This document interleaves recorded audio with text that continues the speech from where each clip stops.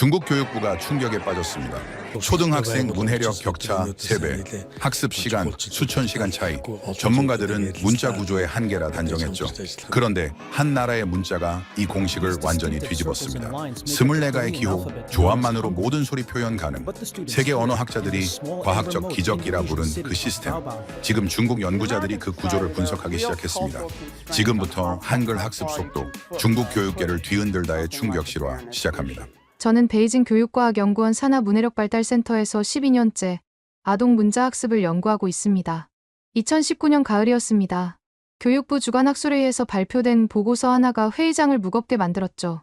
초등 3학년 문해력 도달률, 목표 대비 22% 미달. 숫자는 명확했습니다. 우리 아이들이 같은 나이 다른 나라 아이들보다 글을 읽고 이해하는 속도가 현저히 느렸습니다. 회의장 곳곳에서 한숨이 나왔습니다. 한자 학습량이 너무 많다. 초등 6년간 3,500자를 외워야 한다니.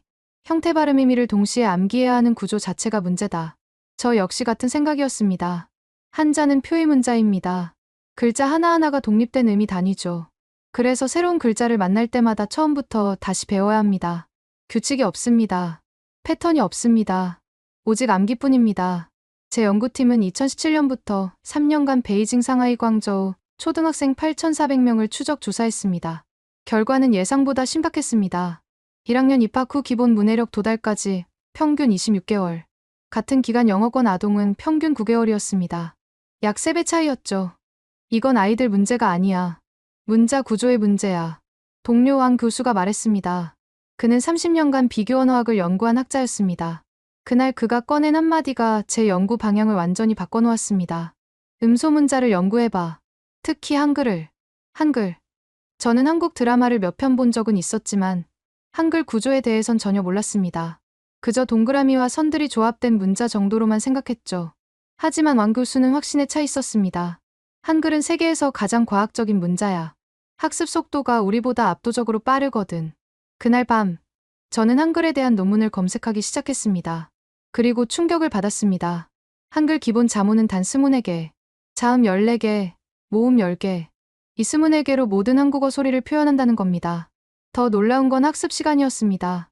한국 아동은 평균 4개월에서 6개월이면 기본 문해력에 도달한다는 연구 결과들이 줄줄이 나왔습니다. 저는 처음엔 오타인 줄 알았습니다.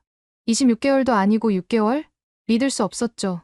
제가 찾은 논문 중 하나는 서울대 교육학과에서 2015년 발표한 종단 연구였습니다. 1200명의 한국 아동을 3년간 추적한 결과였죠. 유학 전 한글을 전혀 모르던 아이들이 입학 후 평균 18주 만에 기본 읽기 쓰기가 가능해졌다는 겁니다. 18주면 약 4개월 반입니다. 도대체 어떤 구조이기에. 저는 한글 자모표를 출력했습니다. 기역, 이은, 디귿, 이을, 미음. 자음 14개를 하나하나 읽어봤습니다. 그리고 모음, 아, 야, 여, 오, 요. 단순했습니다. 너무나 단순했죠. 그런데 이 단순한 기호들이 조합되면서 만들어지는 글자 수는 무한에 가까웠습니다. 가는 기역과 아의 조합, 나는 니은과 아의 조합, 다는 디귿과 아의 조합. 규칙이 명확했습니다. 자음 하나, 모음 하나만 알면 새로운 글자를 즉시 만들 수 있었습니다. 한자는 달랐습니다. 짠산을 배우고, 쇠수를 배우고, 연인을 배워도 무목을 만났을 때 또 처음부터 배워야 합니다. 각 글자가 독립된 암기 단위니까요. 하지만 한글은 기역과 아를 알면 가를 만들 수 있고 기역과 어를 알면 거를 만들 수 있습니다. 조합의 힘이었습니다. 이게 진짜 가능한 시스템이란 말인가? 저는 그날 밤잠을 이루지 못했습니다. 연구자로서의 직감이 말하고 있었습니다. 이건 단순한 문자 차이가 아니라 학습 패러다임 자체가 다른 구조라고. 그리고 만약 이게 사실이라면 우리 중국 교육계가 수십 년간 고민해온 문제에 대한 답이 여기 있을지도 모른다고. 다음 날 아침, 저는 왕 교수를 찾아갔습니다. 한글 연구를 시작하겠습니다. 정식으로. 왕 교수가 빙그레 웃었습니다. 늦지 않았어. 시작해봐. 자네가 찾을 거야. 우리가 놓친 것을. 그렇게 저의 한글 연구가 시작되었습니다. 그리고 1년 뒤, 저는 중국 교육계 전체를 뒤흔들 데이터를 손에 쥐게 됩니다. 2020년 2월, 저는 서울로 향했습니다. 한국교육과정평가원과의 공동 연구 협약을 체결하기 위해서였죠. 중국 교육부는 이 프로젝트에 상당한 관심을 보였습니다. 음소문자 학습 효율성 비교 연구라는 명목이었지만 실제로는 한글 시스템을 정밀 분석하기 위한 프로젝트였습니다. 서울 강남구에 위치한 한 초등학교를 방문했습니다. 1학년 교실이었습니다. 아이들이 한글을 배우고 있었죠. 저는 교실 뒤편에 서서 40분간 수업을 관찰했습니다. 선생님이 칠판에 자음 하나를 썼습니다. 기역. 아이들이 따라 읽었습니다. 기역. 그리고 모음 하나. 아. 아이들이 또 따라 읽었습니다. 아. 선생님이 두 개를 조합했습니다. 기역, 아가. 아이들이 소리 내어 읽었습니다. 가. 그게 전부였습니다. 설명 끝. 3분도 안 걸렸죠. 그런데 놀라운 일이 벌어졌습니다. 선생님이 모음을 바꿨습니다. 기역어. 아이들이 즉시 대답했습니다. 거. 한 번도 배운 적 없는 글자였는데 말이죠. 기역, 고. 고. 기역, 구. 구. 아이들은 처음 보는 글자를 막힘없이 읽어냈습니다. 규칙을 이해했기 때문입니다. 자음 하나, 모음 하나만 알면 조합은 자동이었습니다. 저는 그 순간 소름이 돋았습니다. 이건 수학이야. 저는 중얼거렸습니다. 한글은 문자가 아니라 일종의 수식이었습니다. 기역이라는 변수, 아라는 변수를 넣으면 가라는 값이 나옵니다. 변수를 바꾸면 값도 즉시 바뀝니다. 이게 바로 조합 시스템의 힘이었습니다. 수업이 끝난 후 담임 선생님과 면담했습니다. 이름은 김민지 선생님. 15년 경력의 베테랑이었죠. 아이들이 한글을 완전히 습득하는데 보통 얼마나 걸리나요? 제 질문에 김 선생님이 잠시 생각하더니 대답했습니다. 글쎄요. 빠른 아이는 한 달, 보통은 3달에서 4달 정도요. 느린 아이도 6달이면 기본은 다 읽고 쓸 수 있어요. 6달이요? 네. 물론 받침이 들어가면 조금 더 걸리지만 기본 자모 조합은 그 정도면 충분해요. 워낙 규칙이 명확하니까요. 저는 노트에 적었습니다. 한글 습득 기간 최단 1개월, 평균 34개월, 최장 6개월. 중국 아이들의 26개월과는 비교가 안 됐습니다. 그럼 3,500자 정도 읽을 수 있으려면? 김 선생님이 어리둥절한 표정을 지었습니다. 3,500자요? 한글은 글자 수 개념이 좀 다른데 자모 조합만 알면 모든 글자를 읽을 수 있거든요. 존재하지 않는 글자도 만들 수 있고요. 저는 멈칫했습니다. 모든 글자라니. 한자는 3,500자를 배워도 새로운 글자를 만나면 또 배워야 합니다. 하지만 한글은 24개 자모만 알면 이론상 무한대의 글자를 만들고 읽을 수 있다는 겁니다. 선생님, 그럼 한글로 표현 가능한 글자 조합은 총 몇 개나 되나요? 정확한 건 언어학자들이 계산했을 텐데 제가 알기론 10,000개가 넘는다고 들었어요. 실제로 쓰이는 건 2천만 3천 개 정도지만요. 10,000개, 24개 기호로 10,000개 이상의 조합. 저는 계산기를 꺼냈습니다. 자음 14개, 모음 10개, 받침까지 고려하면 이론적으론 11,172개 조합이 가능하다는 결과가 나왔습니다. 실제 한국어에서 쓰이는 건 그중 일부지만 중요한 건 확장 가능성이었습니다. 한자는 고정된 글자 세트입니다. 3,500자를 배우면 3,500자를 아는 겁니다. 하지만 한글은 24개를 배우면 10,000개 이상을 만들 수 있습니다. 투입 대비 산출의 효율성이 압도적이었습니다. 저는 다음 날 서울대 언어학과 박지훈 교수를 만났습니다. 한글 구조를 30년간 연구한 학자였죠. 박 교수님, 한글이 이렇게 효율적인 이유가 뭔가요? 박 교수가 웃으며 대답했습니다. 음소 분석이죠. 한글은 소리를 가장 작은 단위로 쪼갠 겁니다. 자음과 모음으로요. 그리고 그걸 다시 조합할 수 있게 설계했습니다. 이게 세종대왕의 천재성이에요. 그럼 다른 음소 문자와 차이는요? 영어 알파벳도 음소 문자지만 한글만큼 체계적이진 않아요. 영어는 철자와 발음이 불규칙하죠. 웨이를 리드로도 읽고 레드로도 읽잖아요. 하지만 한글은 100% 규칙적입니다. 보는 대로 읽고 들리는 대로 쓰면 됩니다. 저는 그 말을 듣고 전율했습니다. 보는 대로 읽고 들리는 대로 쓴다. 이건 단순히 문자가 아니라 완벽한 소리 기록 시스템이었습니다. 박 교수가 칠판에 예시를 썼습니다. 한글이라는 단어를 볼까요? 히읗, 아, 니은, 한. 기역, 리을, 글. 받침까지 포함해도 규칙은 동일합니다. 자음, 모음 받침의 위치만 정해져 있을 뿐 조합 방식은 완전히 자유롭습니다. 저는 노트에 미친 듯이 적어 내려갔습니다. 그리고 마지막 질문을 던졌습니다. 그럼 중국 아이가 한글을 배운다면 얼마나 걸릴까요? 박 교수가 잠시 생각하더니 말했습니다. 발음 체계가 달라서 처음엔 좀 어렵겠지만 구조 자체는 단순하니까 석 달이면 기본은 다 배울 겁니다. 한자보다 훨씬 빠르겠죠. 석 달. 한자는 26개월. 약 9배 차이였습니다. 그날 밤 저는 호텔방에서 보고서 초안을 작성했습니다. 제목은 한글 음소 조합 시스템의 학습 효율성 분석이었습니다. 그리고 핵심 문장 하나를 적었습니다. 한글은 최소 투입으로 최대 산출을 만드는 언어학적으로 가장 효율적인 문자 시스템이다. 저는 이 문장을 3번 읽고 저장 버튼을 눌렀습니다. 이 보고서가 중국으로 돌아가면 교육계 전체가 흔들릴 거라는 걸 저는 알고 있었습니다. 2020년 6월 베이징으로 돌아온 저는 곧바로 비교 실험을 설계했습니다. 중국 아동 200명, 한국 아동 200명을 대상으로 한 대규모 종단 연구였죠. 교육부는 이 프로젝트에 연구비 300만 위안을 승인했습니다. 중국 교육 연구 역사상 외국 문자 시스템을 이렇게 본격적으로 분석한 건 처음이었습니다. 연구 설계는 간단했습니다.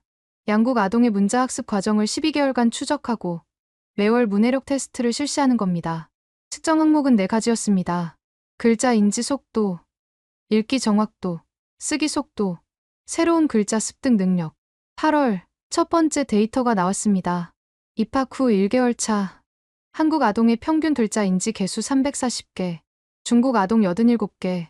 약 4배 차이였습니다. 저는 처음엔 샘플 오류를 의심했습니다. 하지만 재검증 결과도 동일했죠. 3개월 차. 한국 아동 1240개, 중국 아동 265개. 격차가 더 벌어졌습니다. 5배 가까이 차이 났죠. 6개월 차. 한국 아동 2180개, 중국 아동 520개. 격차는 여전했습니다. 저는 회의실에 연구원들을 모았습니다. 스크린에 그래프를 띄웠죠. 한국 아동 곡선은 가파른 상승세였습니다. 하지만 중국 아동 곡선은 완만한 직선에 가까웠습니다. 이게 정말 맞는 건가요? 젊은 연구원 리 박사가 물었습니다. 저는 고개를 끄덕였습니다. 맞아요. 3번 재검증했습니다. 하지만 6개월 만에 2000자 이상을 읽는다는 게 한글은 글자 수 개념이 다릅니다. 자모 조합을 아는 순간 모든 글자를 읽을 수 있게 되거든요. 회의실이 조용해졌습니다. 모두가 그래프를 바라봤습니다. 그리고 같은 생각을 하고 있었죠. 우리 아이들은 왜 이렇게 느린가? 저는 더 깊이 파고들었습니다. 단순히 속도 차이만이 아니었습니다. 학습 부담도 측정했죠. 한국 아동의 하루 평균 한글 학습 시간 25분, 중국 아동의 하루 평균 한자 학습 시간 78분. 3배 넘게 공부해도 결과는 15 수준이었습니다. 더 충격적인 건 망각률이었습니다. 배운 글자를 3개월 후 다시 테스트했을 때 기억하는 비율을 측정한 겁니다. 한국 아동 92%, 중국 아동 64%. 한자는 배워도 읽기 쉬웠습니다. 각 글자가 독립된 암기 단위라 연결고리가 없었기 때문이죠. 하지만 한글은 달랐습니다. 기역과 알을 기억하면 가는 자동으로 기억됩니다. 구조를 이해했기 때문에 망각률이 현저히 낮았죠. 10월, 저는 상하이 교육 포럼에서 중간 결과를 발표했습니다. 청중은 500명이 넘었습니다. 중국 전역에서 교육학자들이 모였죠. 발표가 끝나자 질문이 쏟아졌습니다. 그럼 한글이 한자보다 우월하다는 건가요? 베테랑 교수 한 분이 날카롭게 물었습니다. 저는 신중하게 대답했습니다. 우월하다기보다 학습 효율성이 압도적으로 높습니다. 같은 시간을 투자했을 때 도달할 수 있는 문해력 수준이 다릅니다. 하지만 한자는 의미 전달력이 뛰어나지 않습니까? 맞습니다. 한자는 글자 자체에 의미가 담겨 있죠. 하지만 그게 학습 부담을 기하급수적으로 증가시킵니다. 한글은 소리만 표현하지만 그 소리로 의미를 전달하는 방식입니다. 효율성 차이는 명확합니다. 또 다른 교수가 손을 들었습니다. 그럼 우리가 한글 방식을 도입할 수 있을까요? 저는 잠시 침묵했습니다. 그리고 솔직하게 말했습니다. 한자를 버릴 순 없습니다. 그건 우리 문화의 뿌리니까요. 하지만 한글의 조합 원리는 배울 수 있습니다. 병음 시스템을 개선하거나 초기 문자 교육 방식을 재설계할 수 있죠. 포럼이 끝난 후 여러 교육청 관계자들이 저를 찾아왔습니다. 광저우 교육청 부국장이 명함을 건네며 말했습니다. 저희 지역에서 시범 프로그램을 운영하고 싶습니다. 한글 학습 방법론을 병음 교육에 적용하는 거죠. 협력 가능하신가요? 저는 고개를 끄덕였습니다. 이미 예상한 반응이었습니다. 11월, 선전의 한 교육 스타트업이 저를 찾아왔습니다. 회사 이름은 링고테크였습니다. CEO 장의가 직접 베이징까지 날아왔죠. 디 박사님, 저희가 개발 중인 AI 학습 앱이 있습니다. 한글 조합 원리를 중국어 병음 학습에 적용한 프로그램이에요. 장 대표가 태블릿을 꺼내 시연을 시작했습니다. 화면에는 병음 자모들이 떠올랐습니다. B, P, Me. 그리고 E, O, E, I, U. 자음과 모음이 분리돼 있었습니다. 한글처럼 자음과 모음을 먼저 가르치고 조합 방식을 학습시킵니다. 그러면 아이들이 새로운 병음을 만날 때 규칙을 적용해서 즉시 읽을 수 있게 되죠. 화면에서 삐에빼가 나타났습니다. 그리고 삐오뽀, 삐아이바이. 한글의 기어가 가 방식과 똑같았습니다. 이거 효과가 있나요? 제 질문에 장 대표가 자신 있게 대답했습니다. 베타 테스트 결과 기존 방식보다 병음 습득 속도가 40% 빨라졌습니다.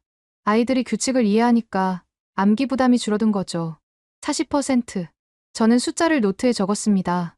한글 원리를 병음에만 적용해도 이 정도 효과가 나온다니. 만약 전면적으로 도입한다면 어떻게 될까? 12월 연구 최종 보고서가 완성됐습니다. 총 240페이지였습니다. 결론 부분에 저는 이렇게 썼습니다. 한글은 인류가 만든 문자 시스템 중 학습 효율성이 가장 높은 구조다. 스문에게 기본 자모로 무한대에 가까운 조합이 가능하며 규칙의 일관성으로 인해 학습 시간과 망각률 모두 최소화된다. 중국 교육계는 한글의 조합 원리를 참고해 현행 문자 교육 체계를 재설계할 필요가 있다. 보고서는 교육부로 전달됐습니다. 그리고 2주 후 저는 교육부로부터 전화 한 통을 받았습니다. 리 박사님, 장관님이 직접 뵙고 싶다고 하십니다. 저는 전화를 끊고 창밖을 바라봤습니다. 눈이 내리고 있었습니다. 그리고 저는 알고 있었습니다. 이제 중국 교육계에 거대한 변화가 시작될 거라는 걸. 2021년 1월, 저는 베이징 교육부 본관 7층 회의실에 앉아 있었습니다. 장관님 앞에 제 보고서가 놓여 있었습니다. 240페이지 전체에 형광펜 표시가 빼곡했죠. 장관님은 천천히 페이지를 넘기며 말했습니다. 리 박사, 이 보고서대로라면 우리 교육 시스템 전체를 재검토해야 합니다. 그렇습니다, 장관님. 하지만 한자를 버릴 순 없어요. 그건 우리 정체성이니까. 물론입니다. 저도 그걸 제안하는 게 아닙니다. 다만 학습 방법론을 바꿀 수 있습니다. 한글의 조합 원리를 병음 교육에 적용하고 한자 학습 순서를 재배치하는 겁니다. 장관님이 고개를 끄덕였습니다. 그리고 옆에 앉은 초등교육국장을 바라봤습니다. 시범 사업 가능한가요? 국장이 즉시 대답했습니다. 가능합니다. 광저우와 선전 3개 학교에서 파일럿을 돌릴 수 있습니다. 기간은 1년, 대상은 1학년 300명 정도로 설정하겠습니다. 좋아요. 진행하세요. 리 박사님이 총괄하는 걸로. 그렇게 한글 학습법 기반 중국어 교육 개선 프로젝트가 시작됐습니다. 코드명은 효율 프로젝트였습니다. 3월, 광저우 테너구 실험초등학교에서 첫 수업이 열렸습니다. 1학년 학생 100명이 대상이었죠.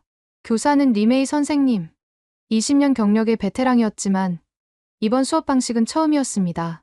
저는 교실 뒤에서 관찰했습니다. 리 선생님이 칠판에 병음 자모를 썼습니다. 비. 학생들이 따라 읽었습니다. 비. 그리고 모음. 아. 학생들이 또 따라 읽었습니다. 아. 자, 이제 합쳐볼까요? 비야? 학생들이 대답했습니다. 바바. 맞아요. 그럼 비오? 보보. 비이. 비브이. 한글 방식 그대로였습니다. 자음과 모음을 분리하고 조합 규칙을 가르치는 겁니다. 학생들은 규칙을 이해하자 새로운 조합을 즉시 읽어냈습니다. 기존 방식은 달랐습니다.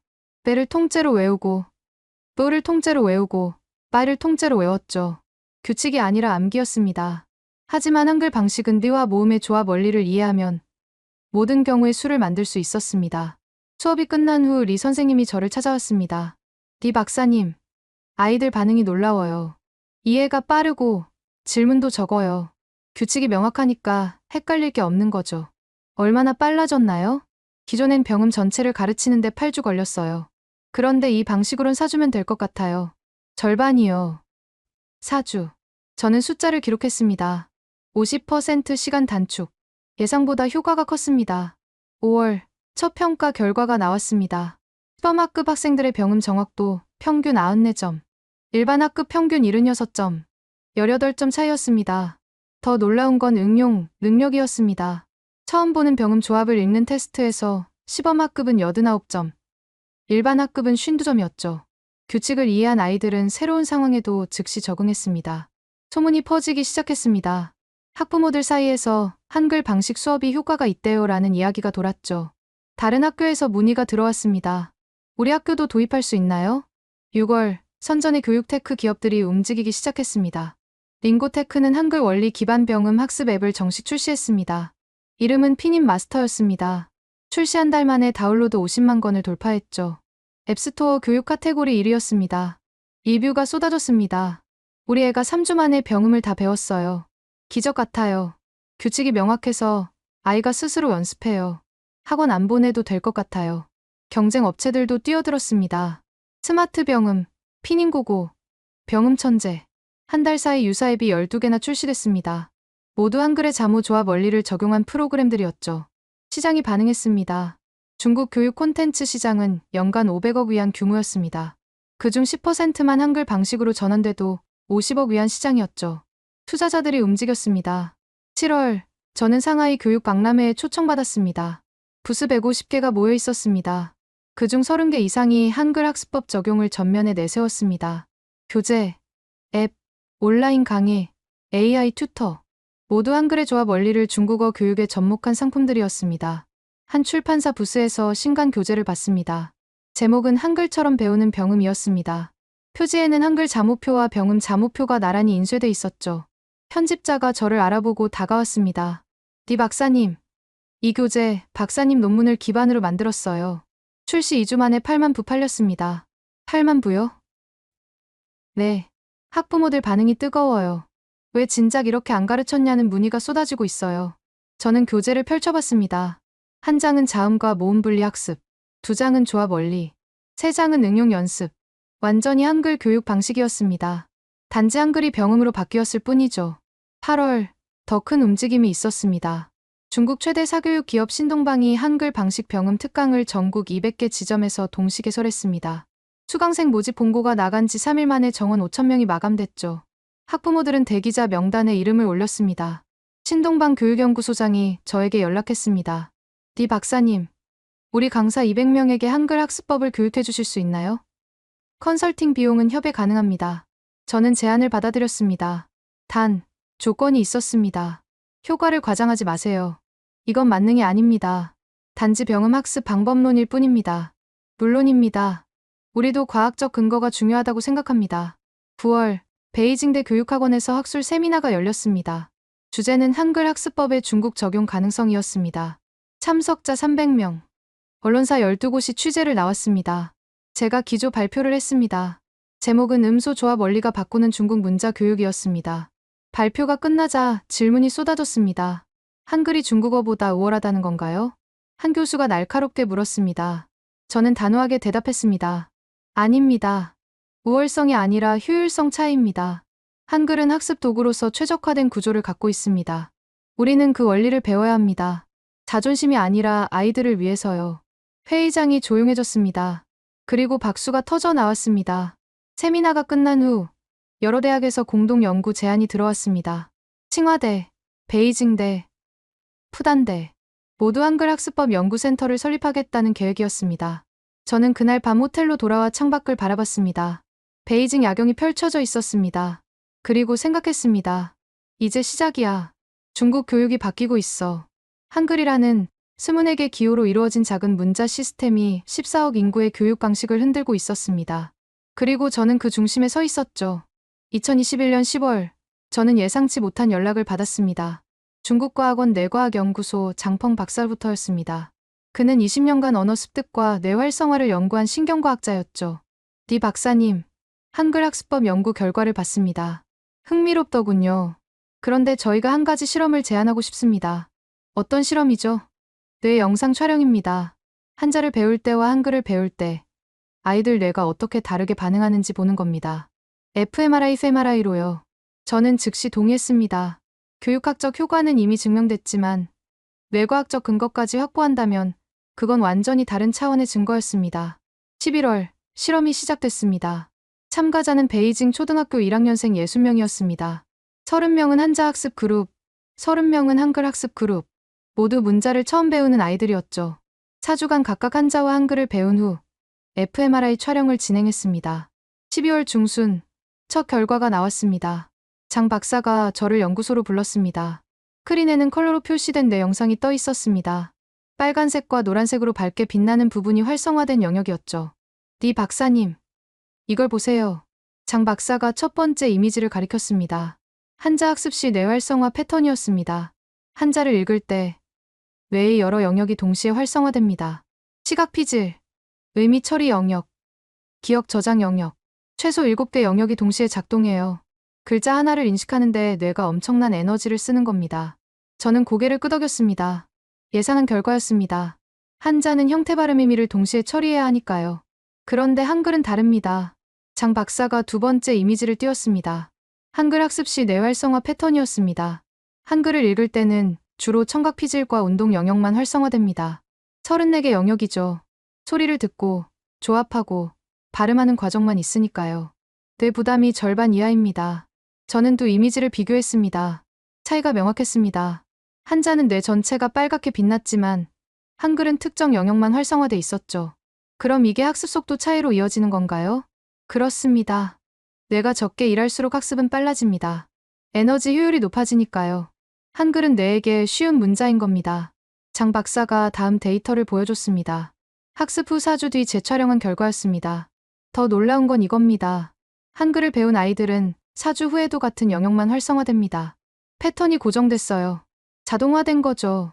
하지만 한자를 배운 아이들은 여전히 여러 영역을 사용합니다. 자동화가 안 된 겁니다. 자동화요? 네. 한글은 규칙이 명확해서 뇌가 빠르게 패턴을 학습합니다. 일종의 근육 기억처럼요. 하지만 한자는 각 글자가 독립적이라 자동화가 어렵습니다. 매번 뇌가 새로 계산해야 하죠. 저는 전율했습니다. 교육학으로 관찰한 현상을 뇌과학이 정확히 설명해 준 겁니다. 장 박사가 마지막 데이터를 보여줬습니다. 그리고 이건 학습 속도 측정 결과입니다. 새로운 글자를 주고 읽는데 걸리는 시간을 측정했어요. 한글 그룹 평균 1.2초, 한자 그룹 평균 4.7초, 약 4배 차이입니다. 4배. 저는 숫자를 적었습니다. 뇌과학이 교육학 데이터를 완벽하게 뒷받침했습니다. 장 박사님, 이 결과를 논문으로 발표할 수 있을까요? 당연하죠. 이미 초안 작성 중입니다. 공저자로 이름 올려드릴게요. 2022년 1월 논문이 완성됐습니다. 제목은 음소 문자와 표의 문자 학습 시 뇌활성화 패턴 비교 한글과 한자를 중심으로였습니다. 중국과학원 학술지에 게재 신청을 했고 2주 만에 승인됐습니다. 2월 논문이 정식 발표됐습니다. 반응은 폭발적이었습니다. 학술지 다운로드 수가 한 달 만에 15만 건을 돌파했죠. 중국 학계 역사상 교육 관련 논문으로는 최다 기록이었습니다. 언론이 달려들었습니다. 한글, 뇌과학으로 증명된 최적의 문자, 중국 아동 뇌 부담 4배, 한글은 절반 이하, 학습 속도 차이, 뇌 구조가 선명했다. 기사가 쏟아졌습니다. 그리고 여론이 들끓기 시작했습니다. 중국 최대 SNS 웨이보에서 해시태그 한글학습법이 실시간 검색어 1위에 올랐습니다. 조회수 8억 건, 댓글이 50만 개를 넘었죠. 우리 애들이 공부 못하는 게 아니었어. 문자가 어려웠던 거야. 한글 배우게 해주고 싶다. 우리 애 너무 힘들어해. 교육부는 이 연구 결과 봤어? 당장 시스템 바꿔야 해. 학부모 커뮤니티가 들끓었습니다. 베이징 학부모 카페에는 한글 과외 선생님 구합니다는 게시글이 하루에 수십 개씩 올라왔죠. 한국어 학원 문의 전화가 폭주했습니다. 상하이의 한 학원은 한글로 배우는 중국어 특강을 개설했습니다. 정원 50명에 수강료 3,000위안. 공고 2시간 만에 마감됐습니다. 대기자가 200명을 넘었죠. 시장이 움직였습니다. 링고테크 주가가 3주 만에 47% 상승했습니다. 한글 학습법 관련 교육 기업들이 줄줄이 상승세를 탔죠. 투자자들은 제2의 교육혁명이라 불렀습니다. 3월, 더 큰 파장이 일었습니다. 베이징 사범대 교육학과 학생 1200명이 청원서를 제출했습니다. 요구 사항은 하나였습니다. 한글 학습법을 정규 교육과정에 도입하라. 청원서에는 이렇게 적혀 있었습니다. 뇌과학이 증명했습니다. 한글은 학습 효율이 가장 높은 문자입니다. 우리 아이들이 불필요한 고통을 겪고 있습니다. 교육부는 과학적 근거를 무시하지 마십시오. 청원은 일주일 만에 서명 12만 명을 돌파했습니다. 대학생, 학부모, 교사, 연구자, 각계각층이 동참했죠. 교육부는 더 이상 침묵할 수 없었습니다. 4월 15일 교육부가 공식 성명을 발표했습니다. 한글 학습법의 교육적 효과와 과학적 근거를 인정합니다. 2022년 하반기부터 전국 100개 시범학교에서 한글 조합 원리 기반 병음 교육을 시범 운영합니다. 저는 성명서를 읽으며 자리에서 일어났습니다. 창밖을 바라봤습니다. 봄비가 내리고 있었습니다. 3년 전 왕 교수가 말했습니다. 한글을 연구해봐. 그 한마디가 중국 교육 시스템 전체를 흔들고 있었습니다. 스문에게 기호. 그게 시작이었습니다. 그리고 이제 14억 명의 학습 방식이 바뀌려 하고 있었습니다. 2022년 5월 반발이 시작됐습니다. 베이징대 중문과 교수 15명이 공동 성명을 발표했습니다. 제목은 한자의 가치를 지켜야 한다였습니다. 한글 학습법 도입은 중국 문화의 뿌리를 부정하는 행위다. 한자는 단순한 문자가 아니다. 5천년 역사와 철학이 담긴 문화유산이다. 효율성만 따진다면 우리는 정체성을 잃는다. 성명서는 순식간에 확산됐습니다. 보수학자들이 동조했죠. 웨이보에는 샵한자를 지켜라 해시태그가 등장했습니다. 조회수 3억 건. 찬반 논쟁이 격화됐습니다. 저는 그날 밤 집으로 걸어가며 생각했습니다. 예상했던 반응이야. 하지만 이건 감정이 아니라 데이터의 문제야. 다음 날 아침, 제 연구실 문 앞에 붉은 페인트가 뿌려져 있었습니다. 벽에는 스프레이로 쓴 글씨가 있었죠. 매국노. 저는 사진을 찍고 경비실에 신고했습니다. 오후, 장관님이 전화했습니다. 리 박사, 괜찮습니까? 괜찮습니다, 장관님. 예상했던 일입니다. 압박이 심해지고 있어요. 일부 원로 학자들이 프로젝트 중단을 요구하고 있습니다. 데이터는 거짓말하지 않습니다. 알아요. 하지만 정치는 데이터만으로 움직이지 않습니다. 조심하세요.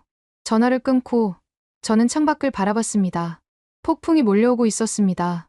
6월, 상황이 더 악화됐습니다. 광저우 시범학교 학부모 50명이 집단 항의를 했습니다. 우리 아이들을 실험 대상으로 쓰지 마라. 학교 앞에 플래카드가 걸렸죠. 언론이 몰려들었습니다. 시범학교 교장이 저에게 전화했습니다. 리 박사님, 압박이 심합니다. 학부모들이 아이들을 전학 보내겠다고 합니다. 효과는 나타나고 있지 않습니까? 네. 아이들 성적은 확실히 올랐어요. 하지만 학부모들은 문화 정체성을 얘기합니다. 한글을 배우면 중국인이 아니게 된다고요. 저는 한숨을 쉬었습니다. 오해였습니다. 우리는 한글을 가르치는 게 아니었습니다. 한글의 원리를 병음 교육에 적용하는 거였죠. 하지만 감정은 논리를 이기지 못했습니다. 7월, 전환점이 왔습니다. 상하이 푸단대 부속초등학교에서 놀라운 결과가 나왔습니다. 시범학급 학생 100명이 전국 초등 1학년 학력평가에서 평균 92점을 기록했죠. 전국 평균은 74점이었습니다. 18점 차이. 상위 1%에 해당하는 성적이었습니다. 더 중요한 건 학습 시간이었습니다. 시범학급 학생들의 하루 평균 공부 시간은 2.3시간. 일반 학급은 4.1시간이었죠. 절반도 안 되는 시간으로 더 좋은 결과를 냈습니다. 학부모 반응이 바뀌기 시작했습니다. 푸단대 부속 초학부모 왕리가 웨이보에 긴 글을 올렸습니다. 처음엔 저도 반대했습니다. 한글 학습법이라는 말에 거부감이 들었죠. 하지만 아이를 지켜봤습니다. 3개월 전, 우리 아이는 매일 울면서 숙제를 했습니다. 한자 외우기가 너무 힘들다고. 지금은 웃으며 공부합니다. 규칙을 이해하니까 재미있대요. 성적도 올랐고, 자신감도 생겼습니다. 이게 나쁜 건가요? 이 글은 24시간 만에 리트윗 8만 건, 댓글 3만 개를 기록했습니다. 여론이 조금씩 바뀌기 시작했습니다. 8월, 더 결정적인 사건이 발생했습니다. 중국 최대 교육평가 기관 차이나에듀가 시범학교 100곳 전체를 대상으로 독립평가를 실시했습니다. 교육부도 연구진도 개입하지 않은 완전 독립평가였죠. 9월 5일, 결과가 발표됐습니다. 차이나에듀 CEO 리젠이 기자회견을 열었습니다. 기자 200명이 몰렸습니다. 시범학교 학생들의 평균 학업 성취도는 일반 학교 대비 23% 높았습니다. 학습 시간은 42% 짧았고 학습 스트레스 지수는 38% 낮았습니다. 통계적으로 유의미한 차이입니다. 회견장이 술렁였습니다. 기자들이 질문을 쏟아냈습니다. 그럼 한글 학습법이 효과가 있다는 건가요? 데이터가 말합니다. 조합 원리 기반 학습은 암기 기반 학습보다 효율적입니다. 이건 더 이상 논쟁의 대상이 아닙니다. 문화 정체성 논란은요? 우리는 한글을 가르치는 게 아닙니다. 한글의 원리를 활용하는 겁니다. 마치 아랍 숫자를 쓴다고 아랍인이 되는 게 아닌 것처럼요. 좋은 도구는 배워야 합니다. 기자회견 영상은 하루 만에 조회수 5천만 건을 돌파했습니다. 그날 저녁, 제 휴대폰이 울렸습니다. 베이징대 중문과 주임 교수 천하우였습니다. 한자 보수파의 중심 인물이었죠. 리 박사, 만나서 얘기 좀 합시다. 다음 날, 저는 베이징대 교수회관에서 천 교수를 만났습니다. 그는 70대 노학자였습니다. 리 박사, 나는 여전히 한자의 가치를 믿습니다. 저도 그렇습니다, 교수님. 하지만 자네 데이터를 보니 부정할 수 없더군. 천 교수가 한숨을 쉬었습니다. 내 손자가 올해 초등학교에 입학했네.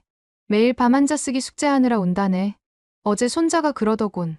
할아버지, 글자가 왜 이렇게 어려워요? 나는 대답할 수 없었네. 교수님, 자네가 하는 일이 옳은지 나는 아직 확신하지 못하네. 하지만 아이들이 덜 힘들어한다면 그것도 가치 있는 일이겠지. 천 교수가 일어났습니다. 그리고 제 손을 잡았습니다. 계속하게, 조심스럽게, 하지만 멈추진 마. 저는 그 손을 꼭 잡았습니다. 균열이 생기고 있었습니다.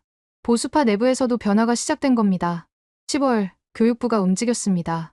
2023년부터 시범학교를 100개에서 500개로 확대합니다. 한글 조합 원리 기반 병음 교육을 정규 커리큘럼으로 검토합니다. 발표가 나가자 주식시장이 반응했습니다. 링고테크 주가가 하루 만에 28% 급등했습니다. 교육 관련 주식이 줄줄이 상승세를 탔죠. 학부모 커뮤니티가 들끓었습니다.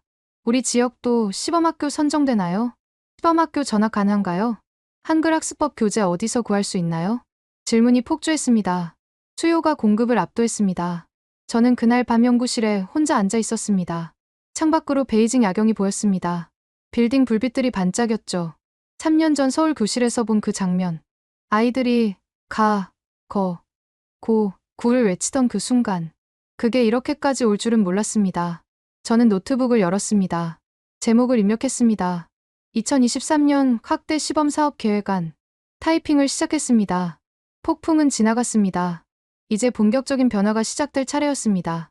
2023년 3월, 저는 서울행 비행기에 올랐습니다. 한국교육부 초청이었습니다. 주제는 한글 교육 시스템의 중국 적용 사례 발표였죠. 서울 코엑스에서 열리는 국제교육 포럼이었습니다. 신개국에서 교육 전문가 1200명이 모이는 자리였습니다. 인천공항에 내리자마자 한국 언론이 몰려들었습니다. 디 박사님, 중국에서 한글 열풍이 대단하다고 들었습니다. 한글이 정말 학습 효율이 가장 높은 문자인가요? 중국 교육 시스템이 바뀌고 있나요? 질문이 쏟아졌습니다. 저는 침착하게 대답했습니다. 한글은 과학적으로 설계된 문자입니다. 그리고 그 효율성은 데이터로 증명됐습니다. 중국은 그 원리를 배우고 있습니다. 다음 날, 포럼 기조연설 순서가 왔습니다. 저는 단상에 올랐습니다. 객석에는 1200명이 앉아 있었습니다. 스크린에 제 첫 슬라이드가 떴습니다. 한글, 14억 명의 교육을 바꾸다. 저는 마이크를 잡고 말을 시작했습니다. 3년 전, 저는 한글을 몰랐습니다. 한국 드라마에서 본 동그라미와 선들. 그게 전부였죠. 하지만 지금 저는 확신합니다. 한글은 인류가 만든 가장 효율적인 문자 시스템입니다. 객석이 조용해졌습니다. 저는 데이터를 보여주기 시작했습니다. 중국 아동의 평균 문해력 도달 시간 26개월. 한국 아동 46개월. 약 5배 차이입니다. 숫자가 스크린에 떴습니다. 객석에서 탄성이 나왔습니다. 한자 학습 시 뇌 활성화 영역 7개. 한글 34개. 뇌 에너지 사용량이 절반 이하입니다. 뇌 영상이 스크린에 나타났습니다. 붉게 빛나는 한자 뇌와 특정 영역만 활성화된 한글 뇌. 대비가 극명했습니다. 우리는 한글 조합 원리를 병음 교육에 적용했습니다. 결과는 놀라웠습니다. 학습 시간 50% 단축, 성적 23% 향상, 스트레스 38% 감소, 그래프가 연달아 나타났습니다. 상승 곡선, 하락 곡선, 비교 막대 그래프. 모든 수치가 한글 방식의 효과를 증명했습니다. 현재 중국 500개 학교에서 이 방식을 적용 중입니다. 2024년엔 2000개로 확대됩니다. 2025년엔 전국 초등학교의 30%가 도입할 예정입니다. 객석에서 박수가 터져 나왔습니다. 한글은 단순한 문자가 아닙니다. 과학입니다. 수학입니다. 그리고 가장 완벽한 소리 기록 시스템입니다. 세종대왕이 570년 전 만든 이 시스템을 우리는 21세기에 재발견하고 있습니다. 저는 마지막 슬라이드를 띄웠습니다. 한글 자모표였습니다. 기역, 니은, 디귿, 20개 기호가 화면을 채웠습니다. 이 20개가 14억 명의 교육을 바꾸고 있습니다. 한국이 세계에 준 선물입니다. 감사합니다. 발표가 끝나자 기립박수가 터졌습니다. 1분 넘게 이어졌죠. 저는 고개를 숙여 인사했습니다. 질의응답 시간이 시작됐습니다. 미국 하버드대 교육학과 교수가 손을 들었습니다. 디 박사님, 한글의 효율성은 이해했습니다. 하지만 영어도 음소문자인데 왜 한글만큼 효율적이지 않은가요? 저는 준비된 답변을 했습니다. 영어는 철자와 발음이 불규칙합니다. 왜를 리드로도 읽고 레드로도 읽죠. 같은 어가 true, though, ro에서 다르게 발음됩니다. 하지만 한글은 100% 규칙적입니다. 보는 대로 읽고 들리는 대로 쓰면 됩니다. 예외가 없습니다. 프랑스 소르본대 언어학 교수가 질문했습니다. 그럼 한글이 모든 언어에 적용 가능한가요? 이론적으론 가능합니다. 한글은 인간이 낼 수 있는 거의 모든 소리를 표기할 수 있습니다. 실제로 19세기 선교사들이 한글로 여러 소수민족 언어를 기록했습니다. 인도네시아 찌아찌아족은 지금도 한글로 자기 언어를 표기합니다. 일본 도쿄대 교수가 마지막 질문을 했습니다. 일본도 도입할 수 있을까요? 저는 잠시 생각하고 대답했습니다. 가능합니다. 하지만 문자는 문화와 연결돼 있습니다. 중요한 건 원리를 배우는 겁니다. 조합 시스템, 규칙성, 체계성. 이 원리는 어느 교육 시스템에도 적용 가능합니다. 포럼이 끝난 후 한국교육부 차관이 저를 만나자고 했습니다. 서울 광화문 근처 한 식당이었습니다. 차관은 50대 중반의 온화한 인상이었습니다. 리 박사님, 한국인으로서 감사합니다. 우리 문자의 가치를 이렇게 증명해 주셔서요. 제가 해야 할 말입니다. 한글이 없었다면 중국 아이들은 여전히 고통받고 있을 겁니다. 한글을 만든 세종대왕은 백성을 가르치는 바른 소리라고 하셨죠. 570년이 지나 그 뜻이 중국까지 전해진 겁니다. 식사 후 차관이 선물을 건넸습니다. 나무 상자를 열자 붓과 한지가 들어 있었습니다. 한지에는 한글로 문구가 적혀 있었습니다. 훈민정음, 백성을 가르치는 바른 소리. 저는 그 글씨를 오래 바라봤습니다. 그리고 생각했습니다. 바른 소리. 그게 핵심이었습니다. 한글은 소리를 바르게 기록하는 시스템이었습니다. 왜곡 없이, 규칙적으로, 정확하게. 다음 날, 저는 서울 시내를 걸었습니다. 간판, 지하철 표지판, 책 표지. 모든 곳에 한글이 있었습니다. 그리고 저는 이제 그 글자들을 조금씩 읽을 수 있었습니다. 기역, 이은, 디귿. 3개월간 독학한 결과였죠. 한 서점에 들어갔습니다. 어린이 코너에 한글 교재가 쌓여 있었습니다. 한 권을 펼쳤습니다. 첫 페이지에 자모표가 있었습니다. 너무나 단순하고 명확했습니다. 옆에서 한 어머니가 5살쯤 된 아이에게 한글을 가르치고 있었습니다. 자, 가는 뭐랑 뭐가 합쳐진 거지? 기억이랑, 맞아. 그럼 거는? 기억이랑, 아이가 웃으며 대답했습니다. 배우는 게 즐거운 표정이었죠. 저는 그 모습을 보며 생각했습니다. 중국 아이들도 저렇게 웃으면서 배울 수 있어. 공항으로 가는 택시 안에서 저는 휴대폰을 꺼냈습니다. 웨이보를 열었죠. 제 포럼 발표 영상이 올라와 있었습니다.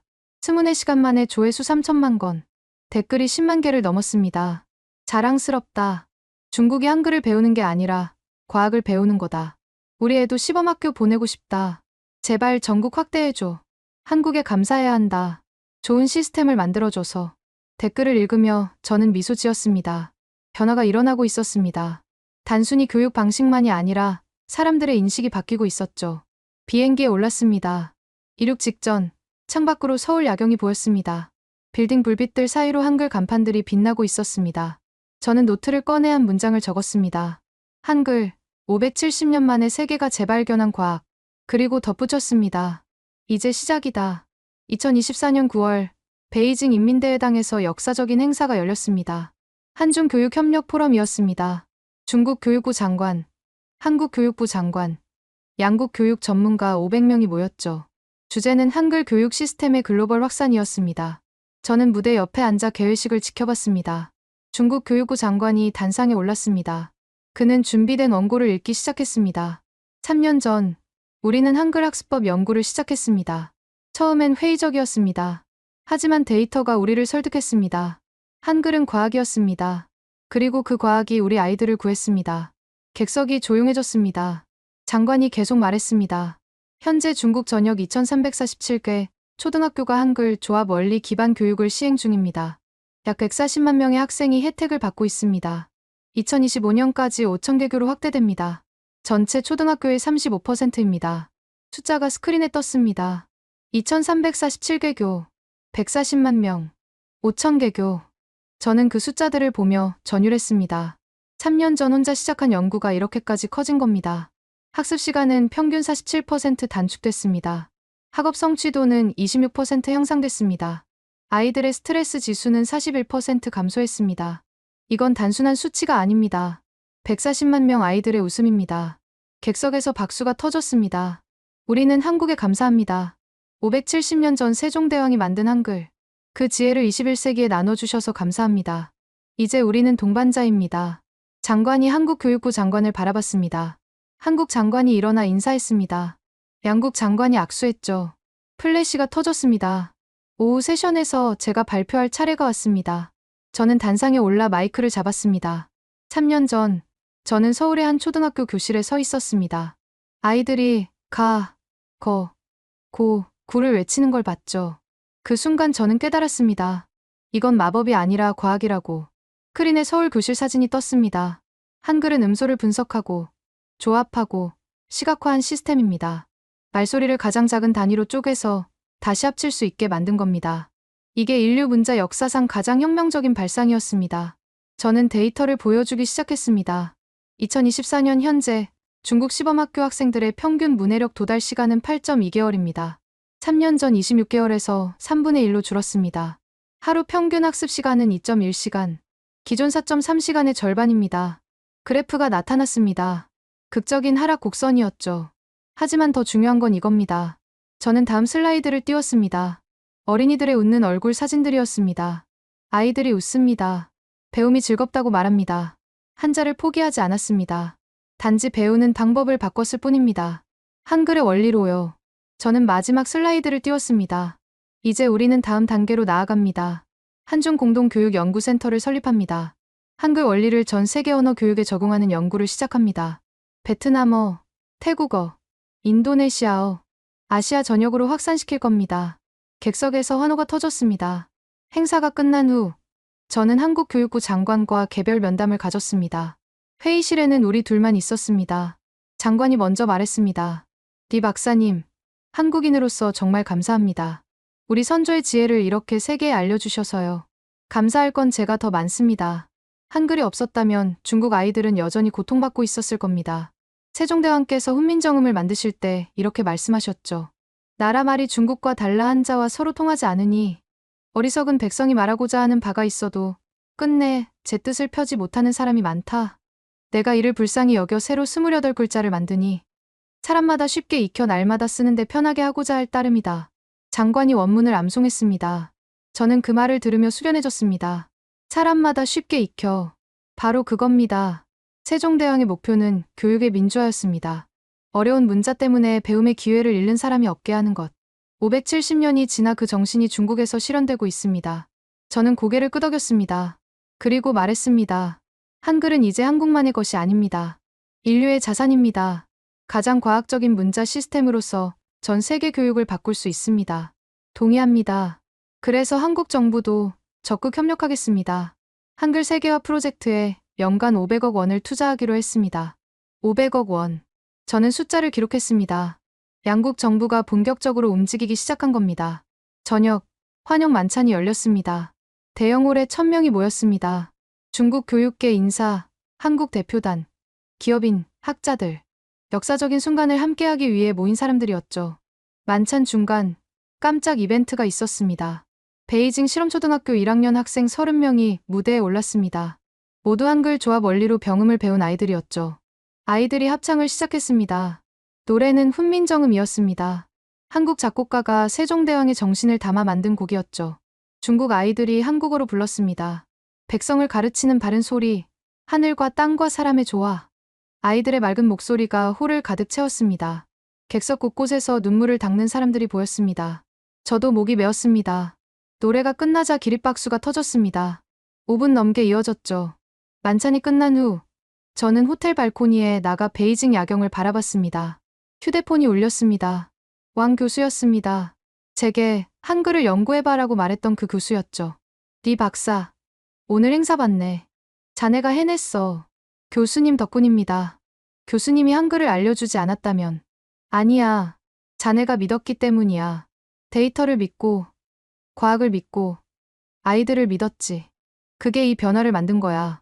전화를 끊고 저는 하늘을 올려다봤습니다. 별이 보였습니다. 2019년 가을 교육부 회의실에서 시작된 여정. 총 3학년 문해력 도달률 22%, 미달이라는 충격적인 보고서. 그게 시작이었습니다. 3년 전 서울 교실에서 본 가, 거, 고, 구. 스문에게 기호의 마법. 그리고 지금 140만 명의 중국 아이들이 그 마법을 경험하고 있습니다. 저는 노트를 꺼내 마지막 문장을 적었습니다. 한글, 14억 명이 재발견한 과학. 570년 만에 동아시아 교육을 통합하다. 세종대왕의 꿈이 국경을 넘었다. 이제 세계로 간다.